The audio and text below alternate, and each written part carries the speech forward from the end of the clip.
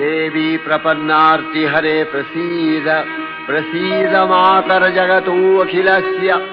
प्रसीद विश्वेश्वरी पाहि विश्वं स्वविश्वरी देवी चराचरस्य आधारभूता जगतस्त्वमेका महीस्वरूपेण यतः स्थितासि अपां स्वरूपस्थितया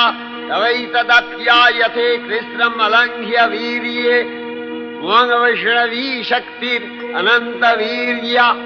विश्वस्य बीजं परमासि माया सम्मोहितं देवि समस्तमेतत् त्वं वै प्रसन्ना भुवि मुक्तिहेतुः विद्याः समस्ताः तव देवि भेदाः स्त्रियः समस्ताः सकला जगत्सु